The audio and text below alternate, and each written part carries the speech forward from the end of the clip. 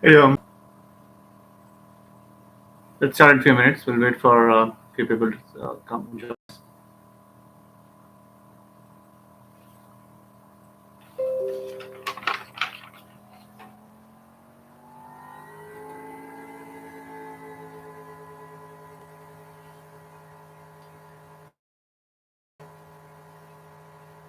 It's going to be important. It's going to be a nice session today.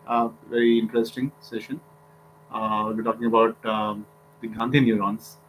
Uh, that's also called the empathy neurons, and we'll get another new mindfulness tip too. So, 10 minutes,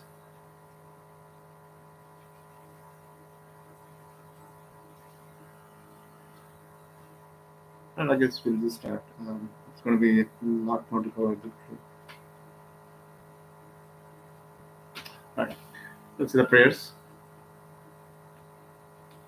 I will say the Shanti mantra of Nasadiya Sutta.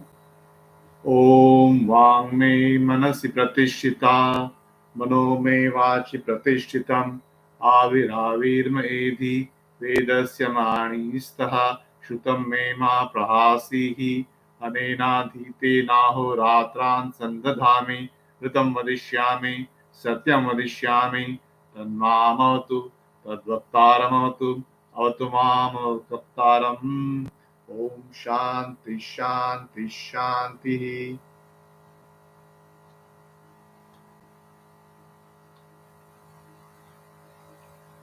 Right.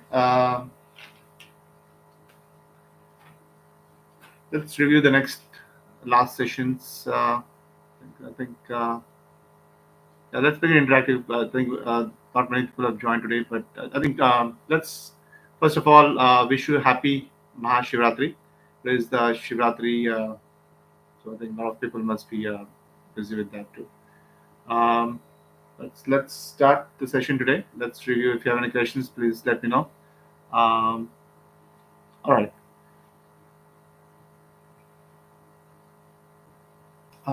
We talked about the last session's mindfulness tip, that was the empathy, and so the things that we'll be discussing today is also it's the empathy neurons, which are also called Gandhi neurons.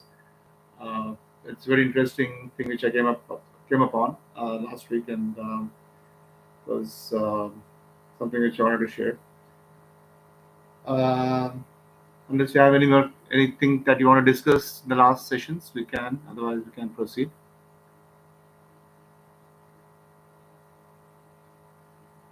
All right, let's proceed. Uh, so last time we talked about the power of negative thinking, and also the empathy as tool for a mindfulness tip for the to use to uh, go to learn about happiness within you. So today there'll be a new mindfulness tip again. It will be very interesting. It's kind of very difficult to achieve that, but that's done. Done. It's very important. So it'll take some practice to get to that level. But nonetheless, it's possible. It can be achieved. So let's talk about the neurons. As you know, brain is made up of all neurons. There are billions and billions of neurons in the brain, and so there is something called mirror neurons, which fire, which are like a subset of the neurons which get fired up when an actual person does some kind of action, or maybe a sense of touch or things like that. So the one that actually fires, they are in the front of the brain. I was told, uh, when I read that thing, and it's very interesting to know about the neurons in the uh, which are called mirror neurons. So, for example, when a person goes and grabs something, that's an action that he's doing, right? So the one that you the neurons that are fired up depending on that, are also, you know, a subset of the neurons are fired up also, and those are called the mirror neurons. So uh, if you see somebody else doing that action, same action, the subset of those neurons get fired up also. So those are called mirror neurons. And actually, so the Gandhi neurons which I'm going to be talking today is the one which is this one is about based on action, but the Gandhi neurons are based on the empathy, right? So it's sense of touch kind of thing. So for example, when you see a person, you know, like when you see okay, let me step back here. Let's talk about the perceptions kind of thing that we have. So there are like uh, five uh,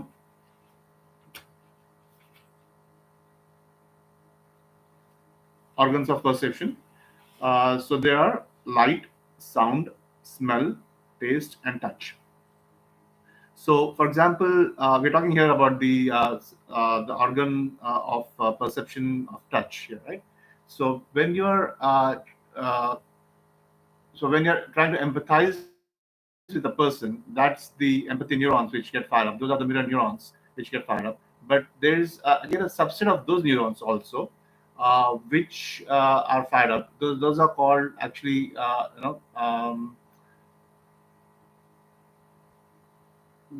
so.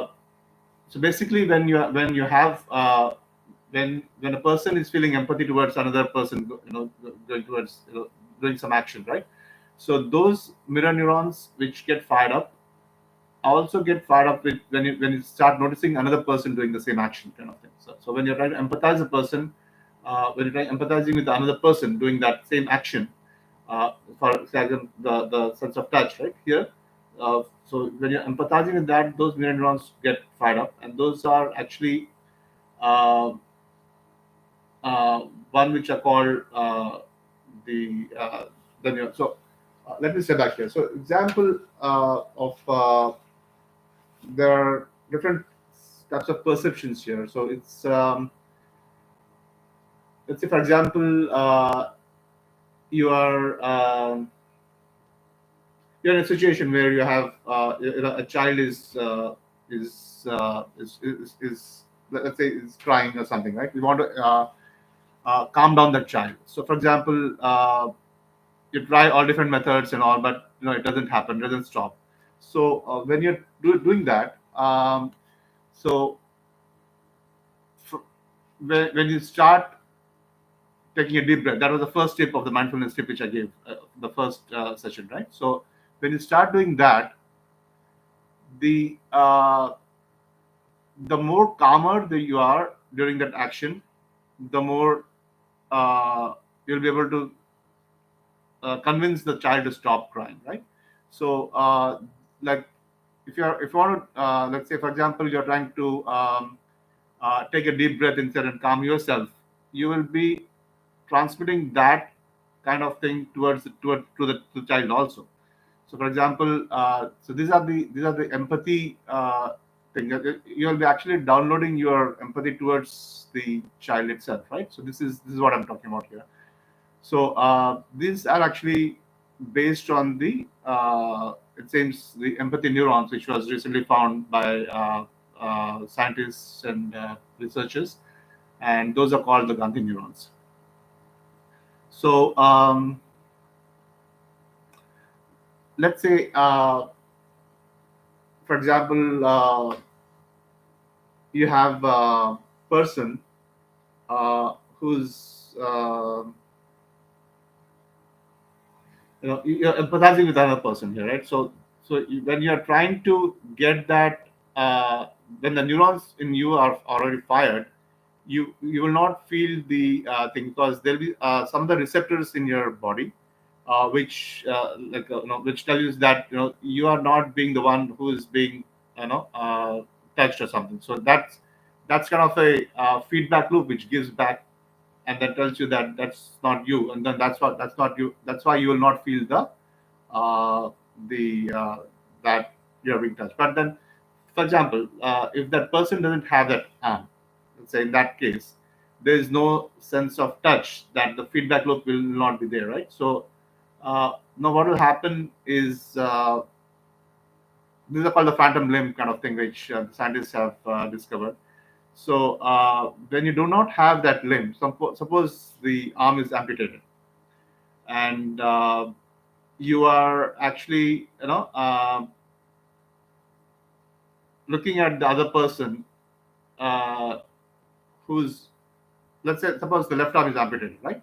So looking at the other person whose left arm is already there, and if that other person is touching the left hand, and you would feel the same touch on your phantom limb here. So that's the Gandhi neuron type of thing which is working here. So for example, when you are feeling the pain in the arm here, uh, and if the other person is trying to calm the pain by massaging the arm, you would feel the same thing on your phantom limb here. So that's actually the because of the Gandhi neurons, it seems. So this is the way that where the barriers between yourself and the other person is gone. So it's interesting how these things are uh, percolate down to the spirituality level here. So we'll be discussing that more in the next coming minutes. But it's very amazing how these neurons are working. There are like billions and billions of neurons in the brain, as well as the ones that get fired up, and then they interact with the other neurons, right? So um, there are many permutations and combinations of the things that happen in the brain, and it's a very complex organ, and there are a lot of scientists who are baffled and trying to figure out exactly what the and like what are the causes of these neurons, and how do you feel an empathy, and how do you empathize with another person, and things like that. So in the spirituality level, we are already on uh, there's a lot of information already available in that. So in the uh, in the last sessions, so we talked about the Higgs field, where it's a constant energy field which permeates throughout the universe, and so that's one thing. And then the other thing that we talked about was empathy, right? That so in order to cultivate the empathy, the when you start feeling the pain of the others, or when you start feeling the joy of the others, when you feel happiness, and you do not feel the opposite of it, like when you're not jealous of that other person, right? So that's the kind of thing which we are talking about here. uh, that's the kind of level that you are going to rise above in the spirituality thing, where to gain the happiness kind of thing. So it's really important to understand the uh, the empathy, and the new mindfulness tip that we're going to share today. That's it's actually, I'll be talking about that in the next few seconds. But uh, in order it's related to this. So in order to feel that thing, in order to feel the oneness among all the other living entities, right? It's very important to understand this, and then to cultivate the mindfulness tip, which is called equanimity. So I was going to upload some Bhagavad Gita verses of chapter 2, which I'll be doing pretty soon after this session. Um, so let's talk about the neurons, and actually the organs of perception, and little bit more in detail, and then we'll continue up on the next mindfulness tip and things like that. So there are actually the way that these things work is very interesting. There's another thing which I came across, uh, a thing called synesthesia, and that really means that joint sensation. So these actually are the five organs of perception, right? That's the one that we talked about was taste, um, light, sound, smell, and touch. So when these things are joined, let's say the sense of perception of, let's say, the uh, uh, fusion of sound and sight is the most common, it seems. So this is called the synesthesia, which I was talking about. Um, but it's possible to have the other sensation like the touch, taste, and even smell, the kind of the mixed surface. So it's in this kind of thing. It's the ability of a person to literally, combine these two sensations. So, for example, when your sense of fusion of sound and sight takes place, people with these conditions are very rare. Okay. So this is a possibility, uh, and then there's a lot of research also going on in this. So it's very interesting how these things are in people with, um let's say, with some health issues, people who have uh, not able to feel the sensations. So some people like Parkinson's, and some people have, who have different kind of paralysis and things like that. So it's a lot of things are being researched here still. So this is a field which is still very much unknown to a lot of people. So with the brain link that we talked about in the first session, there'll be a lot of advancements in this kind of things which will help cure these issues. So let's talk about the sensations, the organs of perception that we have. So these are actually the manifested forms of the the perception. Now, when we go about the spirituality level, it goes into the unmanifested region. So that's the kind of the consciousness. That's kind of the where the Higgs field they're talking about, the quantum physics. That comes into being. That comes into play. So it's more of things which is being still researched, but the Gandhi neurons is one of the things which really has paved the way for people to understand the civilization, the way that uh, the dawn of civilization is happened. So I hope it's clear in this. The neurons which get fired up, let's say by an action, by whatever things happen, those subset of those neurons are called mirror neurons. So which will be to imitate or to emulate those things, right? So that's the one which we those are mirror neurons. But then a subset of those neurons where we feel the empathy is also fired up. So these are all in the frontal lobe of the brain. So the things, let's see. So they are the left side of the brain. The synesthesia is the one which is responsible, which is the joint sensation. These are mostly in the left side of the brain, deep inside the temporal lobe and nearby in the parietal lobe, it seems. So sounds, have colors and shapes in this kind of thing. So this is where the fusion of sound and sight, which I was talking about, the light and the seeing type of thing. So sound and the light is most common. So that's the one, and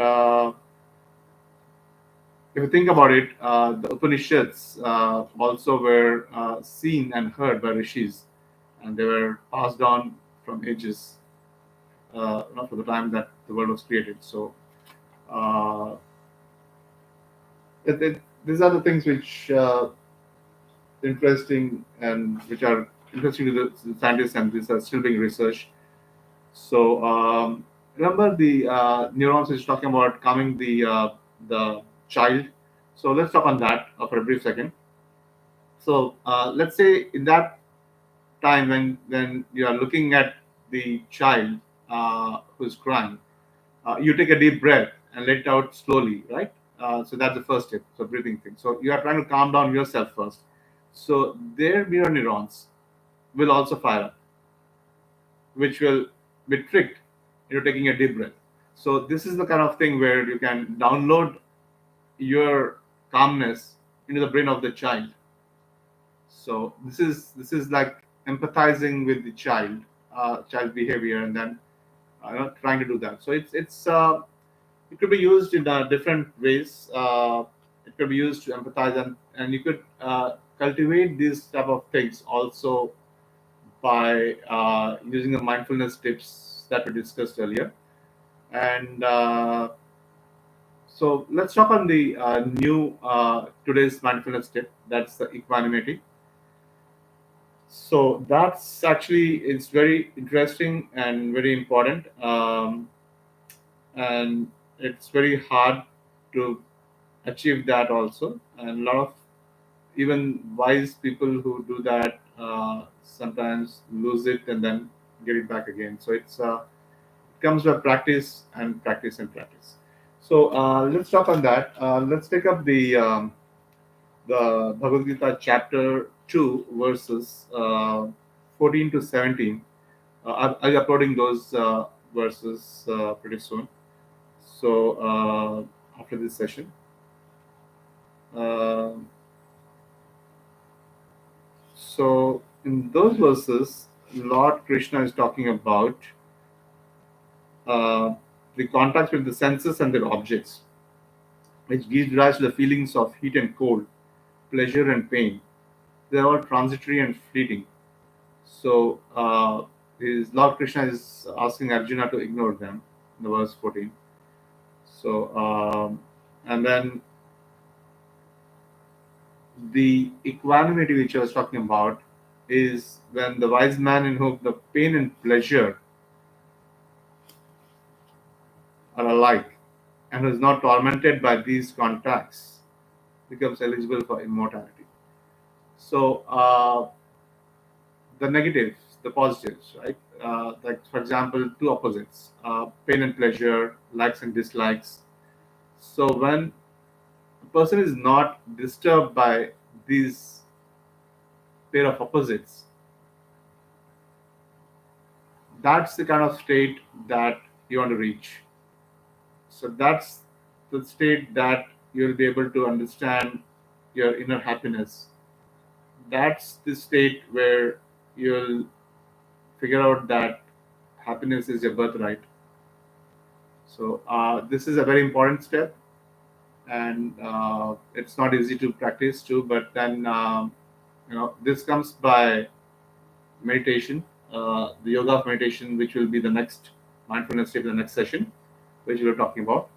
So it, these seven steps, these seven mindfulness tips that we talked about, will result definitely in your understanding of the uh, the happiness is your birthright. So let's just briefly review the mindfulness tips which we talked about in the first sessions. So these seven tips are really, really important. So the new tip that we're going to talk today in this session is the equanimity. So the first tip that we talked about was breathing, uh, which is pranayam,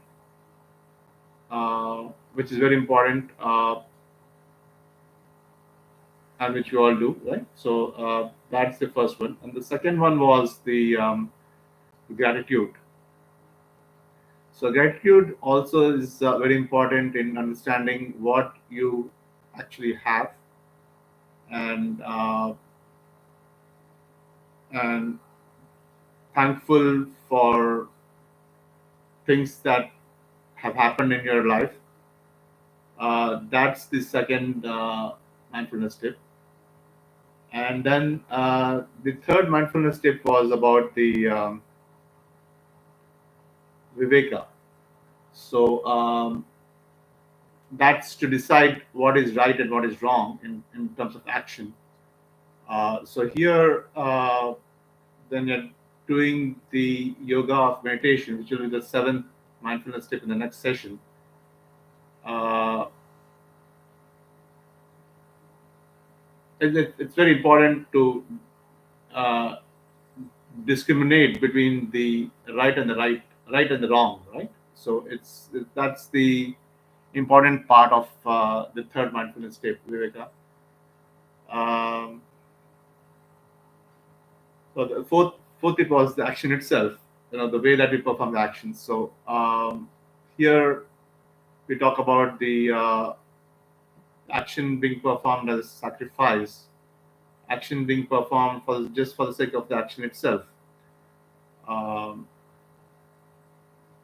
so the fifth mindfulness tip that we talked about was empathy, empathizing with another person, uh, empathizing if the other person is feeling joy and happiness, you too feel the same thing and not feel the opposite, like being jealous of that, right? So that's the one which we talked about. And today's mindfulness tip is equanimity. So when you are not disturbed by the differences, by the opposites, then you reach that state. The, the chapter 2, verse 16 talks about Lord Krishna is saying about the unreal has no existence and the real never ceases to be. The reality of both has thus been perceived by the seers of truth. So, in the verse 17, Lord Krishna says, know that alone to be imperishable, which pervades this universe, for no one has power to destroy this indestructible substance. So, this is the Higgs field that scientists have come upon, which they are talking about, that pervades the universe. In It's in spirituality, it's the consciousness that pervades. So, it's the one that is the imperishable, that is constant, that cannot be, the source cannot be cut off. That's what the scientists, the technology and spirituality intersection was in that kind of thing we talked about. So again, so we have to know that we have to distinguish, we have to do the discrimination between the real and the unreal, and come upon and meditate on the real, and then you'll be able to reach that equanimity state of consciousness, where you'll not be disturbed with the negative thoughts and stuff. So let's say some more verses on chapter 2. I was going to talk about the verses 39 to 41. So what does verse 39 say? So Lord Krishna is in chapter 2 is talking about different point of views through Jnana Yoga as well as Karma Yoga. So from verse 39, Lord Krishna is talking about from the standpoint of Karma Yogi, right? So that's the yoga of selfless action. So equipped with this attitude of mind, you will be able to throw off completely the shackles of karma. That's what the selfless action, the yoga of selfless action of Karma Yoga is all about. The verse 40 says, uh, Lord Krishna is talking about, in this path of disinterested action, there is no loss of effort, nor is there fear of contrary result. Even a little practice of this discipline saves one from the terrible fear of birth and death. So, disinterested action doesn't mean that the person is performing the action uh, without any interest, right? Is actually the person is doing the action for the sake of action itself, is what it means. And so, and it also doesn't mean that the person is not doing the action properly.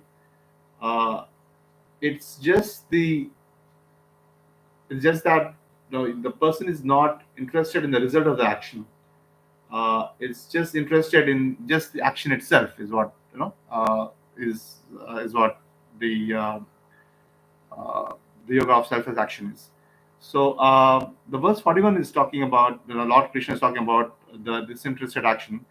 So Arjuna, in this yoga of disinterested action, the intellect is determinate and directed singly towards one ideal, whereas the intellect of the undecided, that is, of the ignorant man, moved by desires, wanders in all directions after innumerable aims.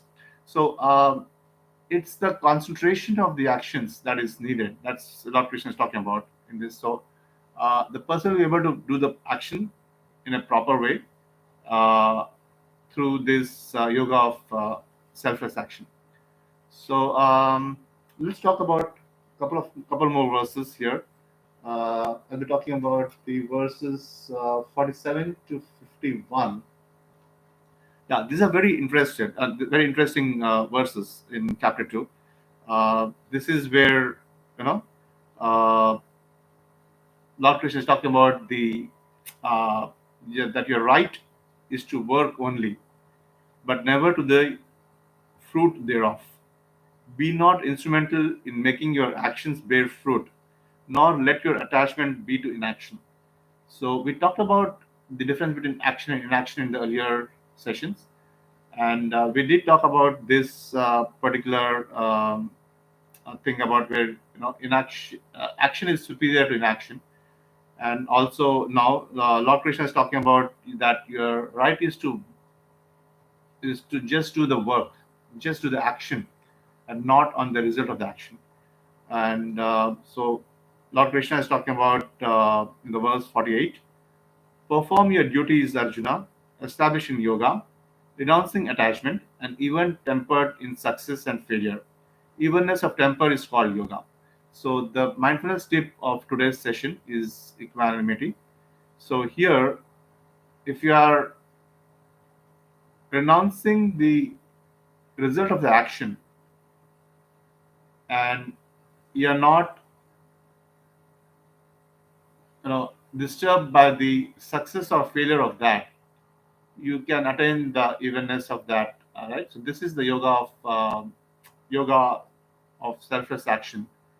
Uh, the the way that a person can reach equanimity, and that would be possible by constant meditation and thinking about it. And that would be the yoga of meditation. That is the next mindfulness tip in the next session. But let's talk about the next verse 49, where Lord Krishna is talking about the action with a selfish motive. So he says, Lord Krishna says that action with a selfish motive is far inferior to this yoga in the form of equanimity. Do you seek refuge in this equipoise of mind, Arjuna? For poor and wretched are those who are instrumental in making their actions bear fruit. So it's interesting how these different kinds of perceptions are there in this action. So it doesn't mean that if a person is uh, wanting a certain kind of result, uh, it is not in the hands of that. So if it turns out to be favorable, then the person will be happy, and if it turns out to be unfavorable, the person will be unhappy, right? So if you are not disturbed, if you're not if nothing affects you in that, then you reach that state of equanimity. So that's the mindfulness tip that we need to reach in order to understand our true happiness. So let's talk about the next verse. That's verse number 50. Lord Krishna is talking about the equanimity again here. So, endowed with equanimity, one sheds in this life both good and evil. Therefore, strive for the practice of this yoga of equanimity. Skill in action lies in the practice of this yoga. So, the action that you perform would definitely be very skillful when you are endowed with this equanimity. When you have this mindfulness state when you're doing the action, and also for wise men, in verse 51, Lord Krishna is talking about, for wise men possessing an equipoised mind, renouncing the fruit of actions, and freed from the shackles of birth, you attain the blissful supreme state. So, this is the state that will help a person realize that happiness is your birthright. So, the seven tips that we talked about again, no, this is the sixth mindfulness tip, equanimity, and that's not easy to reach, but it does come by practice and by doing the yoga of meditation, which is the next mindfulness tip in the next session. So, you know, this is actually, let's take some more verses here, and then well, so the verse in chapter 2 itself. So Lord Krishna is talking about people who cannot control their minds and senses. So he who has not controlled his mind and senses,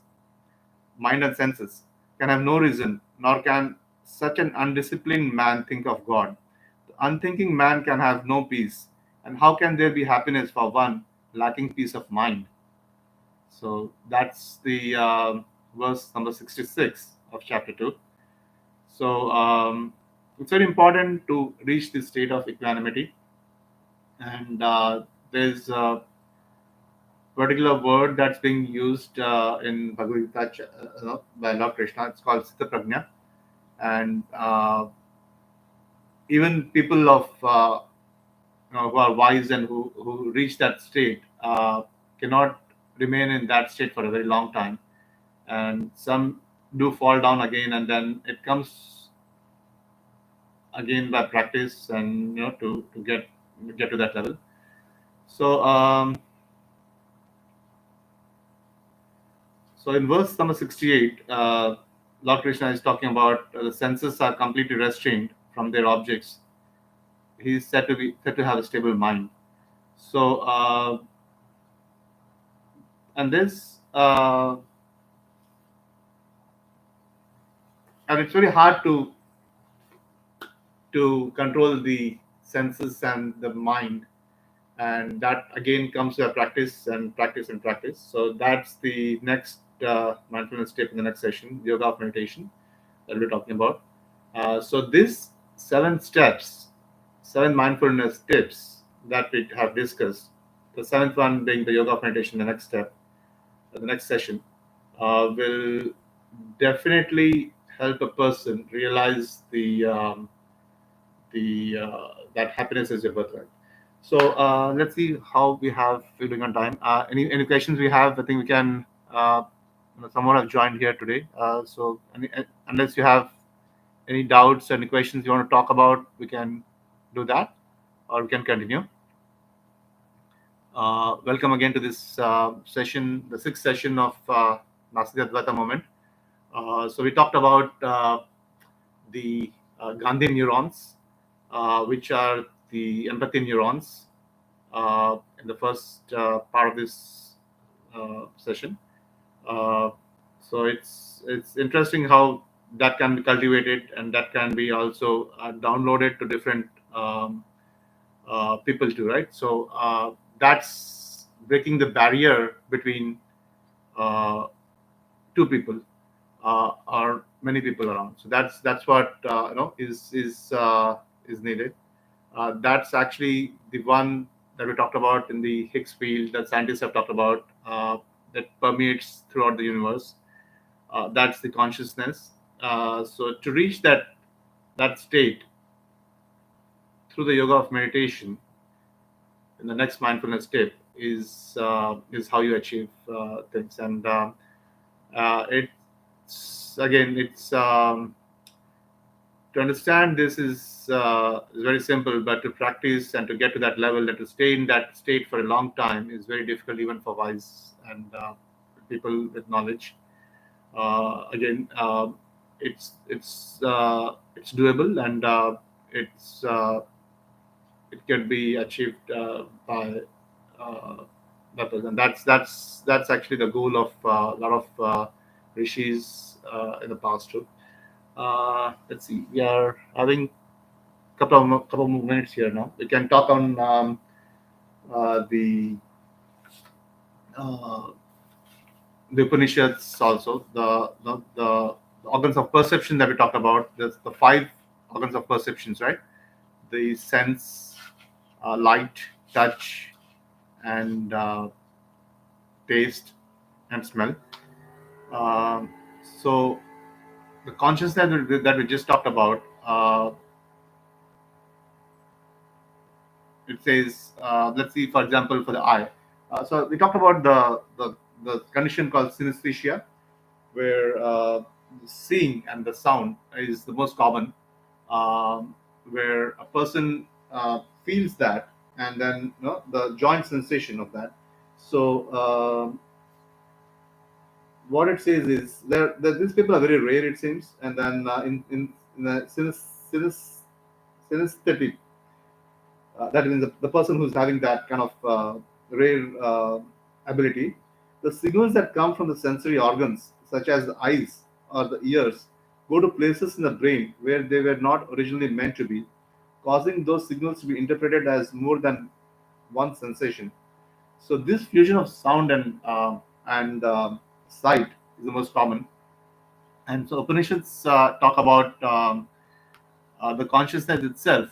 So these are the manifested part of the perception, right? So when you go to the unmanifested part, that is the consciousness that we talk about. That is permeating the whole universe. Uh, so Upanishads say that what cannot be seen by the eye, but by which the eyes are able to see, that is consciousness. That is what no, um, is to be realized by the yoga of meditation. That's when you understand uh, that happiness is a birthright. So again, the sound, for example, right? So what cannot be heard by the ear, but by which the ears are able to hear, that's consciousness. That's what the Upanishads say. So it's really interesting how these you know the spirituality and the technology are coming together here.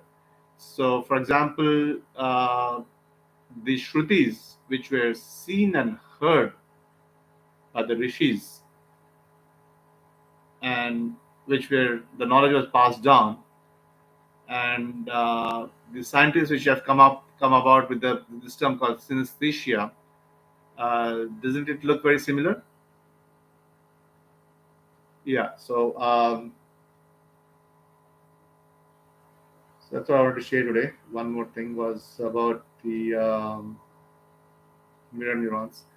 Unless you have any more questions, let's. I think let's see. Somebody.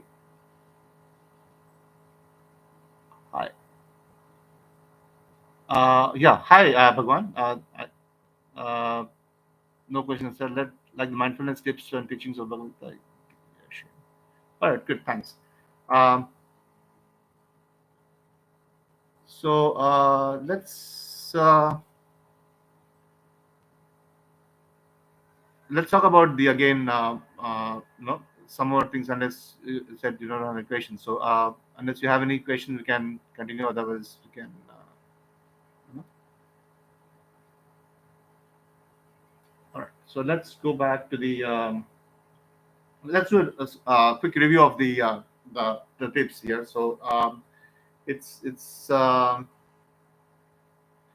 first mindfulness tip, that was the breathing. Uh, I came across a recent study done at Stanford, which was very similar to the one that we discussed. So we talked about the first mindfulness tip was taking the breath in, and then when breathing out, do it slowly, right? So what they did in this thing was the recent study that was published in Stanford. They had this called the boxed breathing technique. So they were doing taking the breath in, holding it for some time, breathing it out, and then holding it again for some time. So there are four steps that they were doing it. Uh, One is, let's say, for example, you're breathing it for 1 second, then you hold the breath for 1 second, then you breathe out in the third second, and then you hold the breath again for the fourth second. So they found that it's really helpful. So in our first mindfulness tip that we shared, that we talked about, it was uh, going up to a maximum of twice the amount of time that you're taking the breath in. So that's also very helpful. So that was the first tip of breathing, and the second tip was gratitude. And so, in order to understand happiness within us, it's very important to show the gratitude that we have, right? So it's really interesting how your um, uh, outlook changes when you show gratitude towards others. Uh, and So again, we talked about making notes of the positive feelings that you have in a diary of gratitudes that you have, so that you can look back in times of when you're not feeling that good. So that was second mindfulness tip. So doing these tips, doing performing these tips, and in the next session that we're talking about, the yoga of meditation, doing this in a purposeful way, in a conscious way, will really help a person understand the happiness aspect of a person itself. So these are all tips which are independent of each other, and they can be performed in sequence too. And so these are things to be uh, to do the meditation on, and to understand your own ways, and to understand your own point of where you need to start, and it will be really helpful if uh, when once you do the 7 steps of what we're talking about, the 7 mindfulness steps. So it will, uh, if you're able to reach that particular state of equanimity that we talked about in this particular session, the mindfulness tip, that in fact would be the you know it will give you, it will give a person the maximum amount of happiness, and if you're not disturbed by the likes and dislikes, by the pairs of opposites, it's really, you have reached a blessed state in you have reached a higher level of the spirituality, the ladder, you have climbed up the ladder. So it's uh, the last tip that we talk about, empathy, is also very important, to empathize with another person, to feel, to break the barrier between yourself and the other person, to break the barrier between yourself and all around you, is very important, and to feel the oneness uh, will help a person reach that blissful state very, very quickly.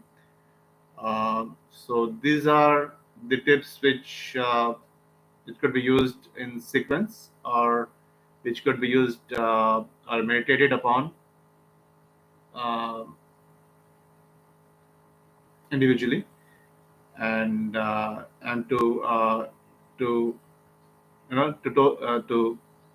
to make it better for your own self, uh, would be what I would suggest. We have a few more minutes, I think, and let's see if you have any more questions on this. If, uh, we can continue further. Um, so we can talk about the perceptions and the senses. These are the manifested part that we are seeing here, right? So consciousness is at the unmanifested level. So to reach from the manifested to the unmanifested is by meditation, the next mindfulness tip in the next session, and that could be so attained pretty practiced and attained pretty easily too. Once, but I mean, by practice definitely. So and this actually could be also downloaded to other people around you. So if you are uh, if two people are interacting and one person is very calm, then yeah, then that becomes contagious to the other person, right? So you're able to download your calmness to the other person. That's the empathy. That's the Gandhi neurons playing in effect. So you can cultivate that habit within yourself, and so that way, it could be also beneficial to others all around you. So that's one which I wanted to talk about. Um, so this is the manifested part of that sensation kind of thing which we're talking about. So yeah, and then this actually is very interesting how this the AI, the energy, the algorithms, the models that we use in artificial intelligence also is pretty much closer to these neurons. So there are neural networks that we talk about, and these are basically the same theories that we use there, but it's at a very very low level. It's at a very very small level, that very very basic level is what artificial intelligence is. The brain works at a very very high level. There are like billions and billions of neurons in the brain, and they are actually and they interact with thousands and thousands of neurons at the same time. And AI field, the AI that we have currently, which people are using in engineering and all, is at the max certain layers, right? It's not at all comparable to the brain at all. And brain is more complex.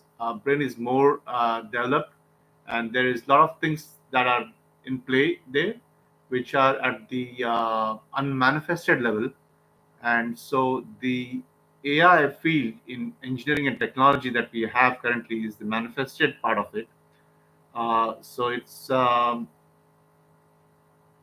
not comparable at all. I mean, like we are at a very very early stage of that is what I would say. Brain is more complex, brain is much more developed, and the chatbot that people are talking about these days, the Chat GPT and stuff, it's just an aid.